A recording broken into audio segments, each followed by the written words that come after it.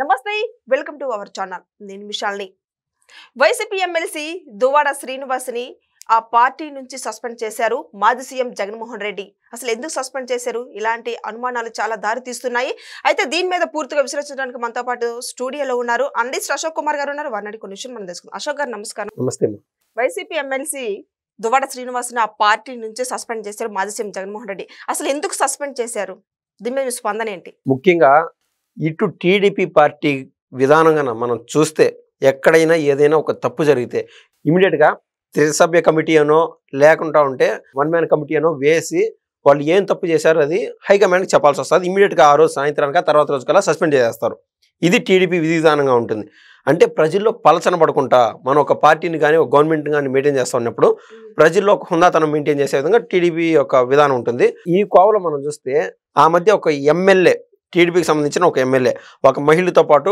ఒక అసాంఘిక కార్యక్రమాలు చేస్తూ ఆయన దొరికిపోతే ఇమ్మీడియట్గా సస్పెండ్ చేసేసింది సస్పెండ్ చేయడం వల్ల ఆ రోజు నుంచి ఈ రోజు వరకు ఎవరైనా వైసీపీ వాళ్ళు టీడీపీ పార్టీని ఏమైనా అనగలినారా లేదు కానీ జగన్మోహన్ రెడ్డికి ఎప్పుడైతే ఆయన ఓడిపోయినాడో కేవలం 11 సీట్లు పరిమితమైనాడో ఆ తర్వాత ఆయనకు పూర్తి స్థాయి తత్వం బోధపడింది టీడీపీని చూస్తూ నేర్చుకుంటూ ఉన్నాడు ఇప్పుడు ఆయన బాల్య దశలో ఏబిసిడీలు దిద్దుకుంటూ ఉన్నాడు టీడీపీని చూస్తా నేను చాలా వీడియోలో చెప్పాను జగన్మోహన్ రెడ్డి గారు కూడా ఈ స్టైల్లో కన్నా వర్కౌట్ చేస్తే ఆయన భవిష్యత్తులో ఏదైనా రాజకీయంగా కొంచెం పుంజుకునేదానికి అవకాశం ఉంటుందని దువ్వాడ శ్రీనివాస్ని పార్టీ నుంచి సస్పెండ్ చేయాలని ఎన్నాళ్ళ నుంచో నేను కోరుకున్నాను అది వైసీపీనా లేకుండా జనసేన టీడీపీ అనేది కాదండి ఒక పార్టీలు విధి విధానాలుని ప్రజల్లోకి తీసుకెళ్లాలంటే పర్ఫెక్ట్గా ఉండాలి ఆ పార్టీ అంటూ కొద్ది మేర అటు ఇటు లొసుగులు ఉండొచ్చు కాక కానీ ఇలా ప్రజల్లో ఆ పార్టీని పలచన చేసేసాడు దువ్వాడ శ్రీనివాస్ నెక్స్ట్ వికెట్ నేను సూచన చేశాను నా సూచన వాళ్ళు పట్టించుకున్నారనేది కాదండి నా అభిప్రాయం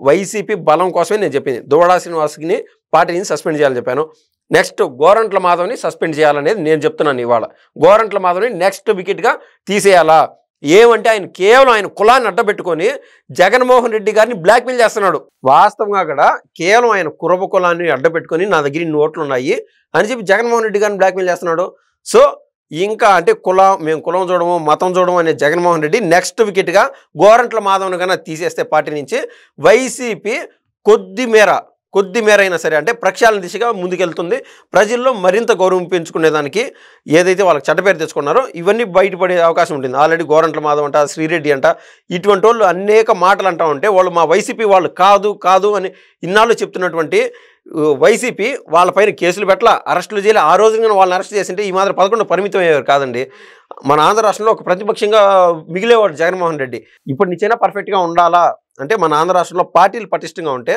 ప్రజల్లో ఏదైనా ఒక వ్యవహారం పైన కానీ ఒక పాలసీ పైన కానీ రోడ్లపైకి వచ్చి గొడవపడడం కానీ ధర్నా కానీ మంచి ప్రభుత్వాలు బలంగా పరిపాలించేదానికి ప్రతిపక్షంలో ఉన్నటువంటి పార్టీలు ఊతం ఇచ్చేదానికి అవకాశం ఉంటుంది ప్రజాస్వామ్యాన్ని కోరుకునే వ్యక్తిగా నేను అదైతే ఆశపడుతున్నాను ఇప్పుడు మీరు అన్నటువంటి దువ్వాడ శ్రీనివాస్ గారి గురించి ఆయన ఎప్పటి నుంచో ఇద్దరు పెద్ద బిడ్డలో ఒక బిడ్డకైతే పెళ్ళి అయిపోయింది ఒక బిడ్డకి ఇంకొక బిడ్డకి ఇంకా పెళ్లి కాల పెళ్లి వయసుకు వచ్చిన వాళ్ళు ఇంక 2-3 ఏళ్ళు ఓపిక పట్టలేకపోయినా రెండో బిడ్డకైనా పెళ్లి చేసే వరకు వాళ్ళిద్దరి మధ్య అంటే ఈయన వ్యవహారం అంతా ఎక్కడ స్టార్ట్ అయిందంటే పిలిచి పిల్లని ఇచ్చారు ఏదో ఆయన పీజీలోనో ఎక్కడో బయట రూమ్ తీసుకొని ఉంటా ఉన్నాడు ఆయన వాణిని ప్రేమించిన దానికి వాణి వాళ్ళది ఉన్నతమైన కుటుంబం అంటే ఎక్కువ డబ్బులు ఉండే వాళ్ళకి సో పిలిచి అల్లుడిని చేసుకున్నారు వాణి వాళ్ళ తండ్రి తర్వాత జరుగుతూ పోయింది వాళ్ళకి 2 పిల్లలు పుట్టినారు మనం ఆ మధ్య వీడియోలో కూడా చూస్తాను ఒక పెళ్ళిలో హ్యాపీగా డ్యాన్స్ చేస్తూ ఉన్నారు ఒక 2 ఏళ్ళ 3 ఏళ్ళ ముందు వరకు కూడా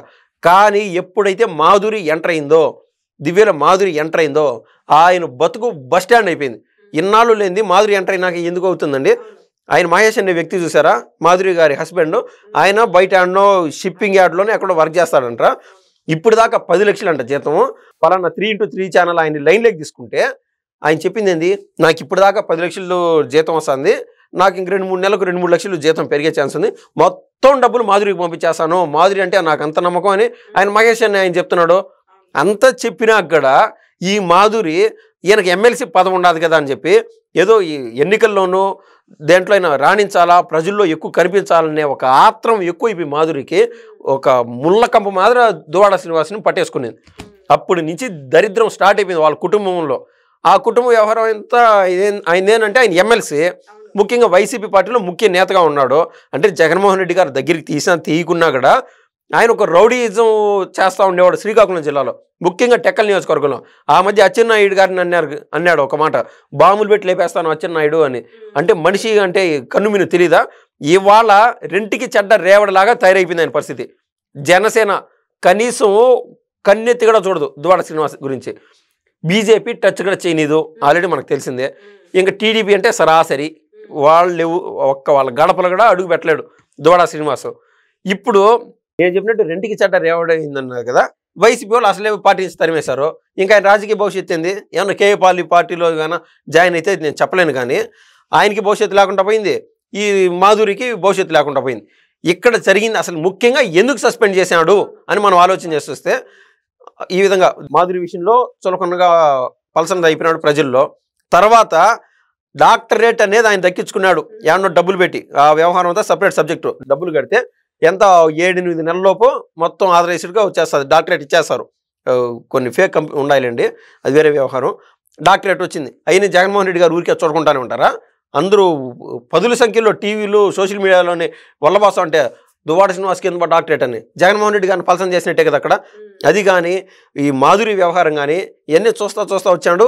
టీడీపీ వాళ్ళు ఆదిమూలం గారిని ఎప్పుడైతే సస్పెండ్ చేశారో ఆ రకాన్ని వీళ్ళని సస్పెండ్ చేసేసింటే ఆ యొక్క వైసీపీ గౌరవం నిలబడినది. సరే లేట్ అయినా కూడా సస్పెండ్ చేశారు. ఇప్పుడు ముఖ్య కారణం ఏంటంటే ఈ టెక్కలికి సంబంధించి శ్రీకాకుళంకి ఎంపీగా పోటీ చేశాడు పేరాడ తిలక్ అనే ఆయనకి టెక్కలి బాధ్యతలు అప్పగించాడు జగన్మోహన్ రెడ్డి గారు. ఒక నియోజకవర్గంలో ఎవరికైనా ఒక బాధ్యత అప్పగించినప్పుడు ప్రతి ఒక్కరూ వాళ్ళ కష్టమైనా నష్టమైనా కూడా ఆయనకి సపోర్టివ్గా ఉండాలి, అప్పుడు మాత్రమే పార్టీ బలంగా ఉంటుంది. ఇప్పుడు ఈ టెక్కలి నియోజకవర్గానికి సంబంధించి the solo person from TDP is Atchannaidu గారు. మనం అంటాం కదా, అది కేజీఎఫ్లో డైలాగ్ అన్నట్లు, Tekkali is in the safe hands of Atchannaidu. కానీ వీళ్ళకు రాజకీయం అనేది ఇంపార్టెంట్ కాబట్టి ప్రతిపక్ష పార్టీల్లో ఉన్నటువంటి పేరాడ తిలక్ ఒక పక్క, ఈ దువ్వాడ శ్రీనివాస్ ఒక పక్క, దివ్యల మాధురి. ఎందుకంటే నేను ప్రస్తుతం ట్రైన్ అవుతా ఉన్నాను, అతి త్వరలో రాజకీయాల్లోకి వస్తానని చెప్పి ఒక ఆశపడినది. అంటే అక్కడ 3 వర్గాలు, ముఖ్యంగా వాణి, ఈ దువ్వాడ శ్రీనివాస్ గారి సతీమణి అయినటువంటి వాణి, ఆవిడది ఒక వర్గం. ఈ 4 వర్గాల్లో ఇదంతా లేకుండా పేరాడ తిలక్ని అక్కడ ఇన్ఛార్జ్గా చేసి మీరందరూ ఆయన సపోర్ట్ చేయండి, నెక్స్ట్ ఎలక్షన్స్ అప్పుడు ప్రతి ఒక్కరికి న్యాయం చేస్తాను అని చెప్పినాడు.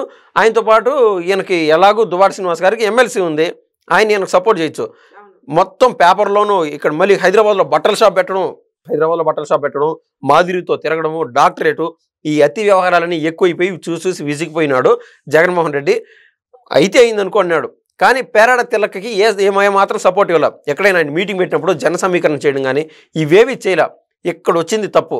సో పేరాడ తిలక్ సిఫార్సుతో జగన్మోహన్ రెడ్డి గారు ఇవాళ అతన్ని పార్టీ నుంచి తరివేసినట్టు అయిపోయింది. థ్యాంక్ యూ, ధన్యవాదాలు.